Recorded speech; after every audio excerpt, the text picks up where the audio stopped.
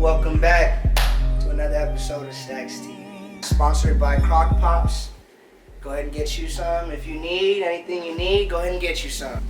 I'm here with the amazingly talented Nicolas Mondragon. What's good with you, brother? How you feeling, man? Chilling, man. I know that's not how you pronounce your real last name, so go ahead and tell me. Everyone says it differently. It's all good. Feel it, man. Well, hey, welcome.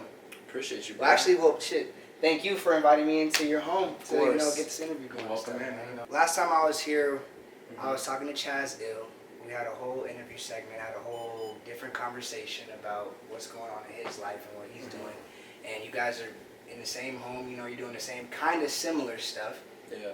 But you have a whole different take on it. You went way left, you're doing rock. Right. And he's doing rap. It's the best of both worlds, you know what I mean? That's my brother, so I just love the fact that we have that dynamic of a friendship, the best of both worlds. He's in rap, I'm in rock, and we've talked about that from years since the day we met, because that's what connected our friendship was music. And I feel like that's what brings everyone together ultimately.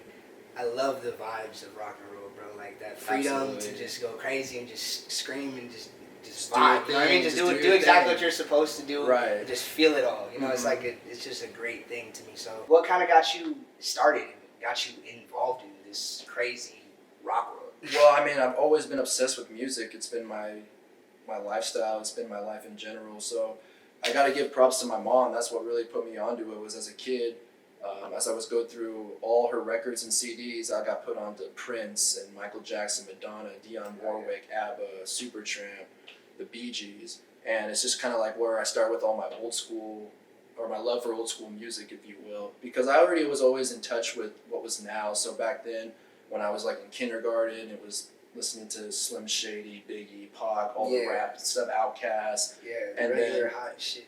Whatever was in the now. So even like when it was like those bands that were in that day, like Blink-182, Green Day, any of those ones that were, like I said, were very relevant at the time. Yeah. And as time progressed or whatnot, I just dug more deeper into old school music and just got into having the love for listening to all that kind of different genres, whether it was anything, whether hip-hop, rap, rock, country. I've always been very diverse with what I listen to, because I think that what makes music so unique is you shouldn't really have to limit your sound to one genre, at least of what you listen to, if you will. Yeah. So with me, I listen to everything, and all the concerts I've been to, you name it, different artists, I've seen them, and it's kind of like what kind of inspired me ultimately to get into music, because it wasn't my first career choice, if you will. Yeah, what were you doing before the music? Well, because when I moved out here from Cali, my whole career choice was journalism, like what you're doing, kind of essentially interviewing. But yeah, specifically journalism, because I'm a communications major. Okay. I graduated from GCU, and congratulations, did it for the familia, Hell, so, you have to, for sure. Of course, and I was respect for that. And I was the first in my family to go to college, and the first one, of course, to graduate, obviously. So it was a big achievement, but after that time, I was never really thinking much of what can I do now, because it's like in the field of journalism, it's not about what you know, it's who you know. Exactly. So all about your connections. Exactly. You said it. Right, and so that was kind of like what the issue was, is that I wasn't really able to network with anyone. I reached out to numerous departments, stations, you name it, and nothing was happening. So eventually I met a friend of mine at work, and we got connected because of music. So once he realized that I actually had a passion for it and that I wanted to start a band, and I realized that he was playing guitar, I said to him, hey, what do you think about maybe starting a band, or at least jamming together? He said, say less, let's try it out. That's cool. Long story short, we hop in the studio with a friend of ours named Luis, who was a phenomenal drummer from Argentina. Problem with that is that he actually was on a working visa, so once that expired, we lost him. Yeah, and that was probably one of the biggest losses in general with this whole experience in the band, because he really was one of the best that we had in terms of our rotations of numerous lineup changes, if you will. So here we are today, and we're still continuing. We got the EP out, and we're just excited to finally get the tires going. Y'all got this EP out, man. Mm-hmm. The crazy thing, like thinking about everything that you just said, man, it's like, me, I do my rap, my shit, but if you're in a band, that's like a unity thing, bro. You know what I mean? It's y'all are close. You're playing music together. Absolutely. All the time. Talk a little bit more about that. Like how because there's a lot of people like that are probably doing music right now that are with people, and next year they probably won't be with them, and they might watch this and they might be like, damn, what happened? So like, would you care to speak a little bit more on what happened with your situations with going through band members and all the ups and downs and whatnot? Yeah, so in the beginning, like I said, it was pretty much the three-piece. Myself, Charles, the guitar player, were at this point the founding fathers of the band, and Luis, who was on the drums. And what happened, like I said, he had to go back to Argentina. So then we brought in another friend of ours from work, Darian, who's another close friend of mine, and he's at this point, he's doing very successful. He's got a brand called Out of Town Pop, which is doing very well. So I'm very shout out Out of Town Pop. Shout out to Out of Town Pop and Darian.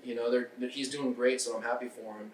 And what happened was, it's just like you said, when it comes to a band, it's got to be a team effort. And one thing that's inevitable is that there's going to be a lot of ups and downs and possibly a lot of lineup changes, which is what we ultimately have dealt with. Yeah. And we've gone through about 5 or 6 drummers, 4 bass players. So Charles and myself are the only consistent members in the band. And that's, is that not to cut you off? Yeah, no, you're good. Is that because of creative differences or because of lack of talent? Or it's more so just about just differences in people. Just differences in lifestyles, honestly. So with work, because if you're not really professionally doing this right now, you have to think about your living and your earnings and time conflicting schedules, and that's ultimately what the main issue was, is that not everyone was able to be on the same page with scheduling and trying to make this work. And it looked like it was at the end of the road numerous of times, but like I always tell people, if you really want something, you have to go after it. You have to keep pushing. You have to be persistent, consistent. And the thing that I tell everyone, the best advice I can give, is that anything I failed at, regardless if it was even in music or anything, is because I wasn't patient. Yeah. And really, I've learned that the more patient you are, the more things are going to come your way. You just got to be ready for it, and you just got to know that if you see the potential and you have other people that are even pointing that out to you, that should be enough motivation for you to keep going. Exactly, and just stay on top of the shit that you're already doing, basically. Yeah, totally. Hell yeah. Well, like I said, I mean, I've heard the new EP, man. October Skies is going crazy. Appreciate it. I know it's not everything you wanted it to be at that point in time, but from what I heard, that shit is busting right now. So I like that shit, bro. Good looks. Cameraman. Yeah. You know what I mean, bro? I'm fucking with that shit for sure, bro. But like, you give me a real like Red Hot Chili Peppers vibe, bro. Mm-hmm. Like you're really in that category, dog. Like when I heard that shit, I heard "Taking on the Other Side." Like, bro, I swear, I was like, hold on, bro. This thing's got something. So, like, they're a huge influence for you, or? Well, yeah, because I always say my top 3 influences were Michael Jackson, Prince, and then in terms of the first band that comes to mind, it was them. Because when I was a child, that was really what I was listening to. That was what I was bumping to, and it was unique because we're talking about 2 different genres essentially. So with RHCP, it's like they bring a lot of funk, melodic singing, rapping. They could do it all. They're one of the most versatile bands I think I've ever seen. Yeah, and I really connected with all the members in the band because I felt like they kind of were speaking to me in terms of like what they had gone through in terms of starting a band, but also their personalities in general.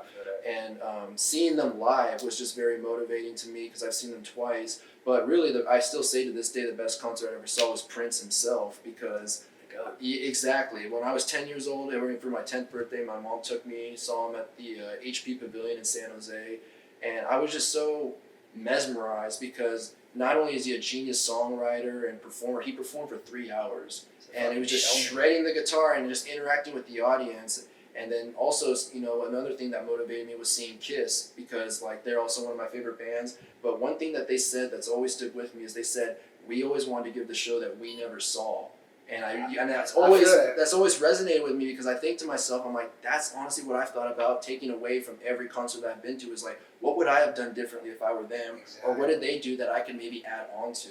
Exactly. You know what I'm saying? I feel that because it's like, you don't want to, that's where, and I feel like, honestly, like for y'all listening and watching and shit, I feel like that's where people go wrong when it comes to like doing certain things in life where it's like, okay, well, I went to this event, I saw these people, I saw, all the faces in the crowd going crazy, going stupid and shit, but like, no one takes away what they would have changed. Yeah. They always just take away like for what it was. Exactly. You know what I mean? They don't be like, okay, no, and granted, there are those exceptions, or there are those few that do that. But Right, exactly. But in all reality, if everyone could, man, if you could take everything that you see and just try and tweak it a little bit in your head, your life will probably get a lot better. Like in all reality. So it's like when you see that, when you go to a show and you see their type of performance, their energy, their vibe, and it's all there, but if you can point out one thing that's missing, that missing element, then you could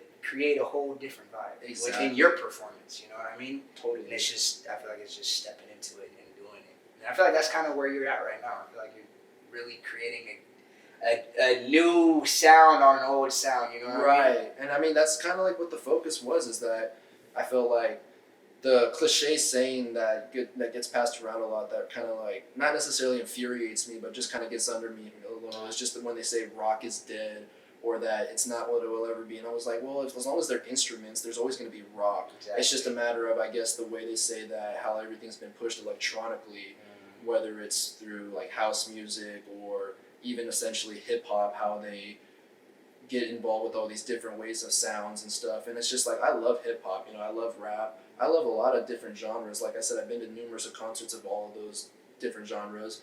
But with rock, it's always resonated with me because I felt like when it comes to the shows themselves, I felt like that's where my energy was very similar. When it came to the way those performances were, and just the vibes, the atmosphere, the energy, it's just all kind of like what embodies like what I go for and what my whole objective is with this music. I feel that. Bernie, what part of California are you from? So I'm from a small town called Middletown, and it's, for those that don't know where that is. In the middle of what? No, well, yeah, right. I guess it is kind of essentially in the middle of California, but it's close to the Napa Valley. So yeah, I guess a little wine tasting. Yeah, in fact, shout out to my papa. He works in the winery. Hey, shout out Pops. Yeah, exactly. Sure. Him, all my tios, all of them work in the wineries, and so that's always been around. Ironically, I don't drink, so I mean, I guess it's like no wine for me. But it's good. You're focused. Yeah, right? So it's just that's always been party straight, ladies and gentlemen. Damn party straight. Right, but there's so yeah, I grew up in Northern California, the North Bay, in a small town of Middletown, but I went to high school in Santa Rosa, California, which is where I was born. It's about a half hour, 45 minutes south of where I was growing up. Okay. And then I moved out here in 2012 after I graduated high school, and went to Grand Canyon University, and then graduated in 2016. Well, tell us about your childhood a little bit. Well, so I'm mixed. My dad's Mexican, my mom's white, and it was, what I'm saying, we got that mixed pride. You feel me? Yeah. So it was different though, because where I grew up, you were either Mexican or you were white. Yeah, whereas my best friend, who's like my brother Devin, we've known each other since we were in strollers. We were the only ones in town that were both half Mexican, half white. Yeah, so it didn't seem like it was anything different at first, but I remember one day, and it kind of attests to the story that Lenny Kravitz, another person who I look up to, who I love, and who I got to see, he told this story in his book, Let Love Rule, that really I completely could resemble with, see where he was talking about, where he talks about how one day a kid went up to him and was like, your mom's black and your dad's white. And I was like, that same story happened to me when it was a parent-teacher conference. You know how you would come with your parents?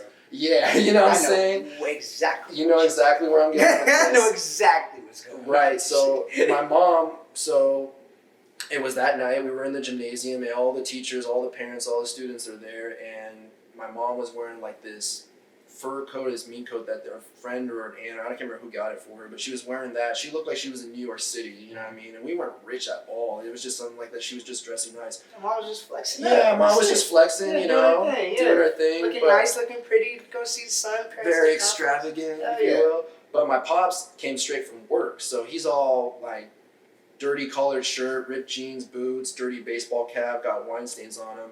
So we walk in, and here's me, and I'm all kind of like just dressed like casually. In between. Like, I wasn't dressed like this, but you know what I'm saying? Just a little kid. Yeah. But I remember this kid, a lot of people were staring at us, like hard staring, like we were aliens or something like that. And I was just kind of like wondering, like, what's going on? Because I never looked at it as if, okay, my dad's dark skinned, my mom's white, you know what I mean? But kid was like looking at me, he's just like, those are your parents? And I'm like, yeah, those are my mom and dad. He's like, are you adopted? And I was like, no, why? He's like, Bro, you don't look like either one of them. You know, I was just like, bro, yeah. I never thought of it like that. And then I remember I went home and I asked my mom and dad what was that all about, you know, because it was just like, it's weird. It's yeah, weird I shit, never like, had that feeling before. I adopted, Yeah, I adopted, because we used to make this joke that I said my dad was not from Mexico, that he was probably from some other country that he just wasn't telling me about, that I was just like, well, you and mom are completely different, but I didn't really think of it like that. Yeah. But it really like hit me, because that still sticks with me to this day, that was like my encounterment of like, wow, you really aren't like everyone else, you know. And that today it's normal. Like, I've met so many people, and that was the thing, is that, not to jump forward, but when I went to high school is when I actually got to be with different kids for once, where I was actually friends with Asians, I was friends with all over the black kids, half black kids, you know, people that were like me, half Mexican, half white. I never really got to experience that before, you know. I had friends that were black, but they lived in different cities, you know. No one in my town was like me, or was like anyone that I could, you know, relate with to that. So, yeah, so like, we're growing up like that, it did kind of like bother me at some times, because I felt like I wasn't where I belonged.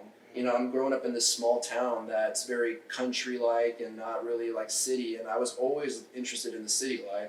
Like, anytime we went to San Francisco, LA, I always felt like this is where I belong. Like, this is really where... quickness. Well, yeah, you people, know... just the general vibe of just being in a city. Yeah, and just not like growing up somewhere where everyone just, you know, stares grows up at you, and, or just like, yeah. well, and then doesn't do anything with their life. They all were born in that town, and they lived in that town to the day they die. You know, it just recycles. Yeah, stays in the loop. And I wanted to break that. I said, because really, the only reason why we lived out there to begin with is it was the first house that my parents ever owned, because I had been born. I'd already been about a year old. We actually were in Sonoma, where all my dad's family lives right now currently. And we were, so I grew up there pretty much until I was about 17, and then that's when I moved to Arizona, and I had already had the ambition of going to college out of state, or even just not anywhere near home. I wanted to try something new. So when I moved out here, it was just like a whole breath of fresh air, that I was just like, wow, like, this is what I was envisioning the whole time, of really what life is supposed to be like. Like, you're not supposed to be like around a bunch of people that just kind of like ridicule you, or wonder like, why don't you look like this? Why don't you act like this, or anything, you know? Or it's just like, I have friends that were mixed, that were like saying they were too black to hang out with the white kids and too white to hang out with the black kids, or something like that. And you have to be stereotyped, and you have to act like this. And I was just like, that's not really what life's about. See, I knew that, but it, like I said, it was one being around it. You don't really realize it until you're out of it. And that's just real shit. And then so and so like, that was the thing, is that now that I was able to really be where I felt comfortable and whatnot, I was just like, man, today it's like, I'm so proud to be who I am. I'm proud that I can say I've come from two different worlds, and that I meet other people that are just as proud as I am, or just like, they don't feel any shame of being who they are. You know, you can finally be yourself without being like judged, you know.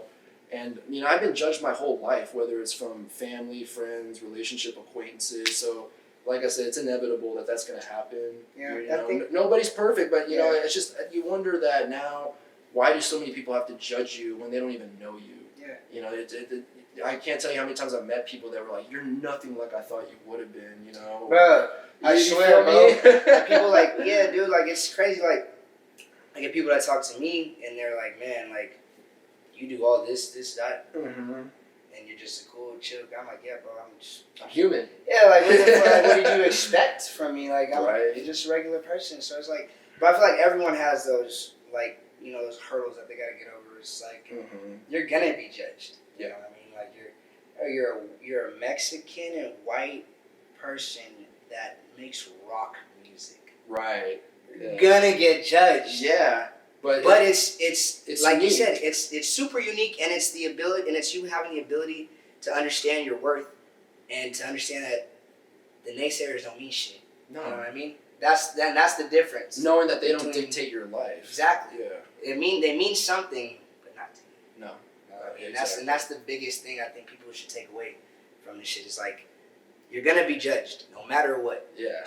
No matter what, you could be doing the best at anything that you're doing.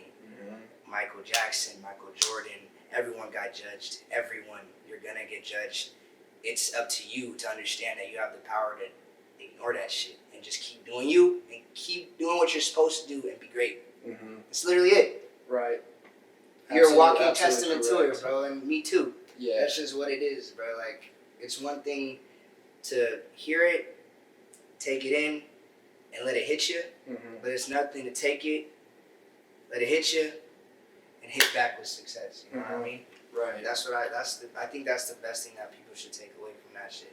Especially hearing from like your past and everything that you've gone through, bro. Like I didn't know half that shit. Yeah, I mean, and it's cool. The cool story too about my parents is that so they met actually in the winery. Like I said, you know how he works in that business. But my mom was the secretary, and my dad was out in the fields. So my mom is actually fluent in Spanish. But if you saw her, you wouldn't have think that. But if you speak to her on the phone, she has no accent or anything. You know what I'm saying? Crazy. Yeah, it's cool. It's really unique. And then, you know, we're talking about the late '80s, so there's still a lot of racism very alive in the air then. Sure.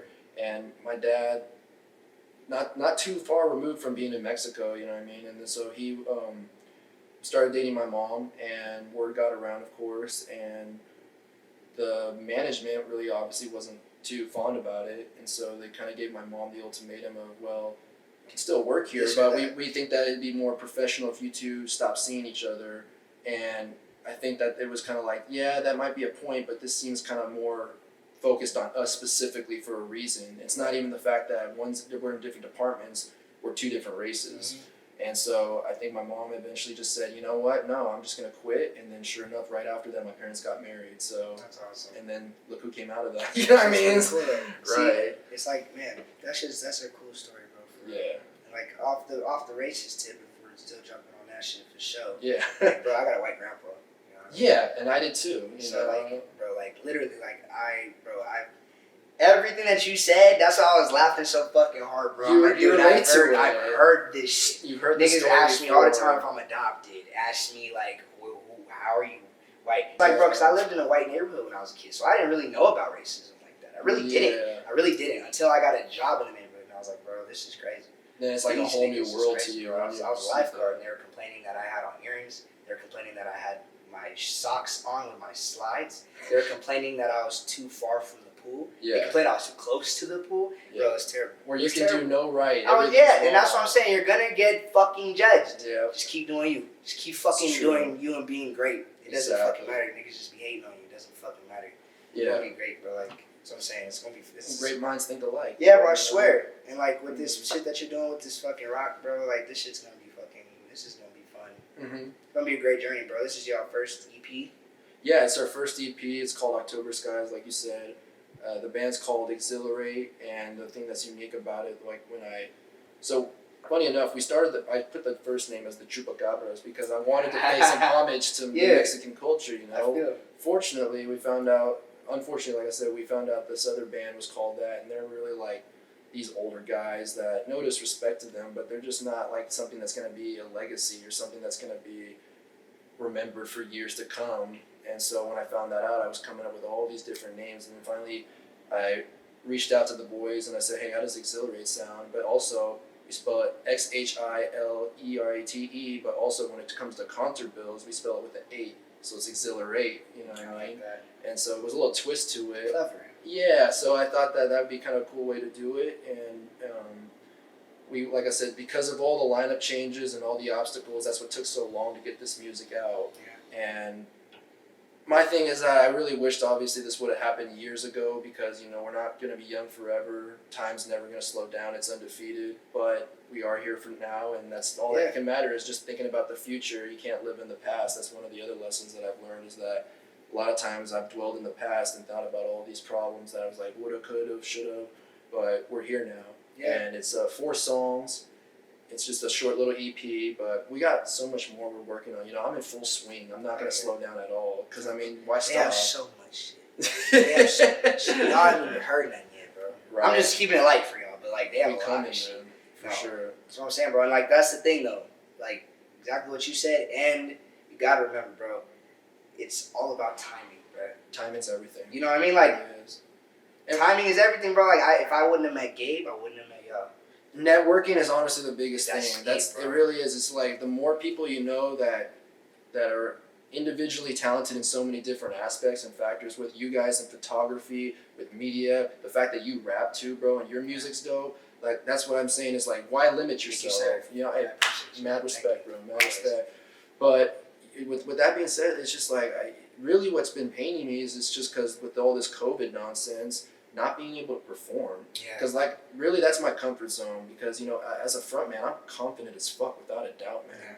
But like I've never understood the whole concept of being so nervous or stage fright. Like nerves are gonna happen, but you should be looking forward to being out there because like my whole objective is that when I'm on that stage, I turn that shit into my playground. Exactly. Because you got to make it your world, and like I said about making giving the show that they've never seen, you have the opportunity to do that, and it's like a judgment-free zone. You don't have to worry about these guys out here because they're out there, you're here, and it's your They're time. looking at you. Yeah, real shit. Yeah, bro. That's the thing, bro. Performance anxiety only really, I feel like, because I'm not like a big performer. Like, I've performed before, but not from like a big group or anything. But like I've performed before, but it's like if you're gonna be on a stage, it's like how do you want people to remember you? It's like if you get on that stage, You gotta have fun. Exactly. Or you're gonna be up there clam up. You can't clam up. You know what I mean? Well, That's the biggest thing. And So like with me, bro, like I get more nervous if I'm performing in front of 2 people rather than 20,000 people. Yeah. Because when you see a whole crowd of people and stuff, you just feel like, well, everyone's doing their own thing, even though they're seeing like that. But when it's some people like just looking directly at you and there's just 2 of them, that's when really the nerves come in. But yeah, to me, the bigger the crowd, the less nervous I am. And that's what I'm just really looking forward to, is just to finally be able to go out there and give them the show and just have people see what all this time has, because they don't really know the struggle. They don't see it. No one sees the struggle. They just see the success. Yeah. But when you got to tell them and let them know that this didn't happen overnight, that we started this band 2 years ago, and we're just now finally getting to do all this, but we stuck with it, and that's why I'm proud of my guys. I'm proud of like all the just perseverance that we did and the fact that we didn't give up. Because there was times where Charles, the guitar player, talked to me and said, "We're not really making any progress right now. And like, are you still with this?" I'm like, "Well, why not? Like, I didn't start this just to give up.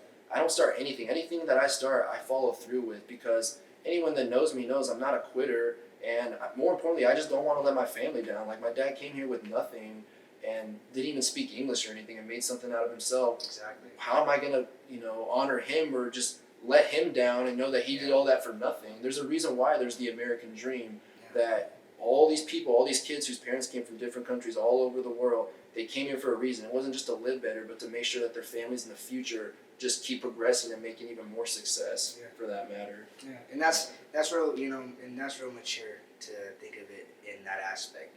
There's a lot of people, and I noticed it like not being any type of way, but like with Mexican culture, that family shit and that shit hits hard. You know what I mean? Like that shit's for real. Like that's no joke.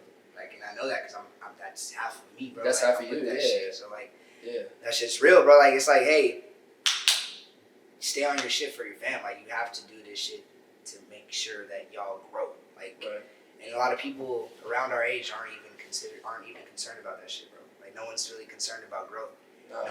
Everyone's concerned about right now and like what they need to do like right now. But even in worrying about what they need to do right now, they're not understanding what it does later. Like if whatever you do right now is going to affect you later. Yeah. So it's like, but a lot of people don't have the foresight to understand that. And you can't be comfortable with success. You got to realize that there's always going to be lots of issues that you're going to come up on, and it's kind of like, I feel like God's way of testing you to say, well, how much do you really want this? Because everyone wants it, so only the strong are going to survive. Exactly. And I mean, we've been through enough. Like, so in 2015, we lost our house in the fires, because California, that's the only problem that I had. I love California, but just the wildfires out there are just gnarly, man. They just keep coming and coming, and more people are losing everything. So in 2015, we lost our house. 2 years later, my grandparents' house burnt down, as well as my high school. So, I mean, it's just like, I've seen everything disappear and then having to just keep restarting over and over again. And I know that, there's a lot of people counting on me. There's a lot of people counting on us. Our families know that we got this. It's just a matter of whatever we put in the tank is what we're going to get out of it. Exactly. And, I mean, like, and then last year, just seeing how many people we lost, too. Like, I mean, I lost both of my grandmas in less, 1 month period. And then one of my best friends, both his parents died within a month. And it's just like, these are all people that you wanted them to see the success. You wanted them to see the end result of what was going to happen. But, I believe that their spirits live with us, because you see all these signs, you know what I mean? Where it's just like, this would not normally be happening. This has got to be them, because it's just kind of like their There are ways of symbolizing that we're still here. We can't be here in the human spirit, but you'll see the signs that we're watching and that you need to keep going. Yeah. If you're observant to them, because there's a lot of signs given out. I was just talking to my nana about this, bro. There's a lot of signs that the universe, God, or whatever you want to call it, spirits give to you. But you have to be receptive to the shit. If you're not receptive, then you're not gonna see it. You know what I mean? Like it's like you sit there, you're talking about someone that you're like, man, I miss him. You talk to him, whatever, and then you go on your phone, and then maybe you just randomly get a text from him, or like you see him. You know what I mean? Or you see him on like a feed, and you're like, maybe I need to call him. You know what I mean? It's just you gotta be receptive to it though, and it's like you get hit with like personal example, bro. I was in Cali like 2 weeks ago or 3 weeks ago, bro. I had 6 ladybugs land on me on the beach. Out of anywhere. Not even that. I've never seen a ladybug at the beach, bro, ever in my life, bro. 6 of them landed on me. I googled the spiritual significance of that shit, bro. Blessings on blessings on blessings are coming my way. That is what it said. That's what it said, bro. Like it's like the best form of luck. I was like similar to that because it's crazy. Yeah, well, because you don't think about something like that. Yeah, I was like, get the fuck off me, what the fuck? But it is a sign because, like, you know, it's like with so I looked this up about a few weeks ago. So you know, one thing that I used to, because I battled severe anxiety my whole life, and really I always say music is really what calms me, or just beats it. Because at the end of the day, music is the best form of communication. Because regardless of therapy, bro. Yeah, whatever you're going through, that you feel like no one can understand how you feel or what you're saying, the music will always be there. Yeah. And whatever song it is, whatever artist, but where I'm getting with that though too is that like I would go for all these runs and everything because I just love blasting music and just being in my zone. But I noticed, and this has been going on for kind of a year, but it started happening more a lot after my grandma's passed away. But like I would go for runs and these birds would be following me of any kind, whether it's pigeons, doves, or whatever, what type of bird. They'd always be following me. And then when I'm driving and they're out on the road, they wouldn't get out of the way. And I'm like, I'm not trying to run you all over, you know what I mean? But then I noticed they kind of do this little circumference thing where then they start going behind my car. And then I looked it up and they said, when birds are following you or whenever they're like in your path and stuff, it's a sign that your loved ones are trying to show you that they see what you're doing. That they're with you, but they know that you're not letting them down, that you're sticking to what you told them that you were going to do. And like another day, like when I was outside of the house, there was a hummingbird right there, and hummingbirds, you know, are impossible to catch. They're so zigzag and quick, but I could have literally grasped it if I wanted to. It wouldn't move. Like I was like opening the door, and I could have done it, but I didn't want to hurt it. You know what I mean? I don't want it not to fly. Yeah, I don't want it not to fly anymore. I ain't evil like that. But still, it was just a sign that I was just thinking to myself that like, why else would this be happening right now? Because that's not normal. And when you see things out of the ordinary, and then you see the kind of like spiritual connection, it all comes into fruition. It makes sense. But it's all about being receptive. Exactly. And not ignoring it. Yeah, don't ignore it. Don't take it for just some happenstance shit. Like, no, it's someone telling you something. You gotta pay attention. You gotta peep that shit. You gotta see all the signs. No, that's for sure, bro. Like, man, bro. Well, I'm honestly really excited to see what you got in store for everybody, bro. Me too, what you got coming up, bro. I'm excited for everyone to hear the music that you got out. Go stream that shit. October Skies on YouTube. It's on every platform, right? It's on all streaming platforms. Spotify, YouTube, you name it. You know, listen. It's 4 songs: Cameraman, Centerfold, Take My Soul, and then of course October Skies itself. Cameraman being one of Stax's favorites right now. I'm telling you, y'all need to go listen to that shit. I'm telling you, it's cold. Yeah, but no, bro. That's what I'm saying. Well, do you have anything that you guys are working on, like coming up, like any singles that you're dropping, or visuals to any of those songs or anything like that? So that's the main focus right now, is just performing and then putting out a visual, most likely for Centerfold, since that was the first single we ever put out. Okay. And yeah, we just really want to get out there and perform, man, because it's just like, it's torture not being able to be out there. And you know what I mean? It's just like whenever you can't really work in your field or do your passion, it's really... Or do it completely. Yeah, it's excruciating. We're half-assing. We're studio performing, right? Right, because last year was just the biggest tease, man. You know, like it was just like, okay, no one knew what was going to happen. It was just like a delay, and then finally it was like, oh, now everything's going to be put back to next year, and then there's still things right now that are still pushed back to even next year, you know? But, in terms of songs, though, we're already back in the lab just like writing more, you know, just getting a general idea of how much we want for the next one. You know, we can't stop. Like I said, Can't stop on a freeway. no. Stacks. Stacks. Shout out to Stacks, man. No, of course. But we got more in the tank. We're definitely, like I said, full swing, and just really excited to finally get out there and just keep progressing, keep getting better, and just don't take anything for granted. More importantly, I feel that, bro. Is last couple of things, bro. Is there anything? Because I know my little cousins are gonna see this shit. So, is there anything that you want to say to like maybe like your younger family members or any of your younger little, your friends' little brothers, anything like that you could tell them to motivate them, bro? Like, I mean, just like like my dad's the oldest of 13, so I got a lot of cousins. No way. Yeah, I swear. Bro, my dad is in the middle of 11. See, it's Or like 12 technically. a lot related with us, Stacks. You know what I'm saying? But that's funny.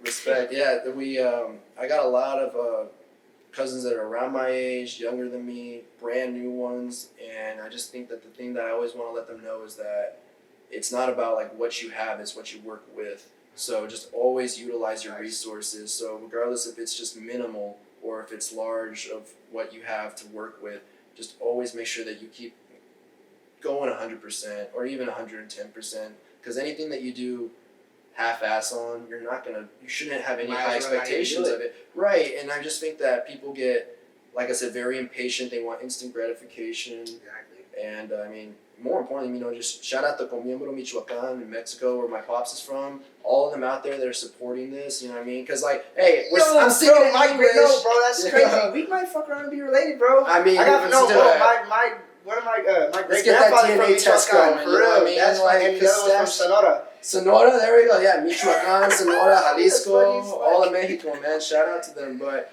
that's Shout out amigos.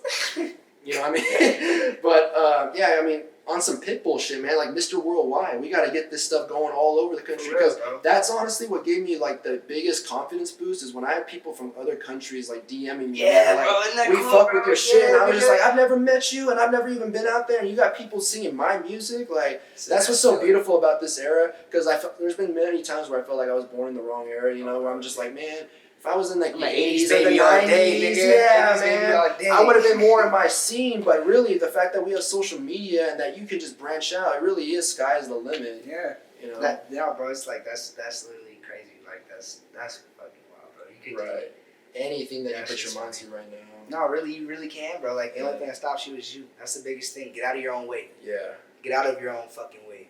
Right. That's the one thing. And think outside the box. Don't limit yourself and think that just because one person doesn't like your ideas and stuff, that means they're bad ideas. Not, everything that you do is not cut for everyone. Yeah. And that's the thing I made a problem of when I was younger, is just trying to please everyone. And then you realize, wait a second, they like it, he kind of likes it, she doesn't like it. It's just not for her. I don't need to please her. I can please these motherfuckers. The hell with that, Exactly. Majority wins. Yeah, bro. So when you got like the majority of people really supporting you and stuff, you're doing the right thing.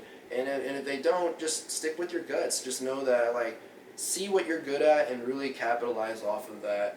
And know that, God didn't just give us a heart to breathe and all that. He did it for us to actually be productive. And we're all great at something. You just got to end up finding out what that is. Find your niche and stick to it. Exactly. My brother. 100. I appreciate you Much for having me over here. Appreciate the interview, bro. Always welcome. Appreciate the beautiful ass artwork and the little shit y'all got set up, man. Gotta have the vibes all set. All day. The motherfucking vibes, y'all. Shout out Crock Pops. You feel me? If y'all want some Crock Pops, go ahead and get you some. Like I said, we're sponsored. Pay partnership. Go ahead and DM them. Shoot them a DM. Let them know what's up. Go ahead and give him a follow at. And Mondragon 707. You'll see all the new Xhilerate content up there in the future as well too. Check out on YouTube, just type in Xhilerate, October Skies. You can see the EP on there as well. Yes, sir. And it is fire. Y'all go stream that. Again, thank you, bro. I appreciate you. Man. Much Great time. We're going to work and get something popping, y'all. It's just the beginning, man. We're just getting started. Yeah. Like I said, full swing. Oh, yeah, for sure. All the way. Guys, pleasure talking to you. Shout out my assistant, BD. You feel me? On the motherfucking camera. All right, then, y'all. Stacks TV. We out.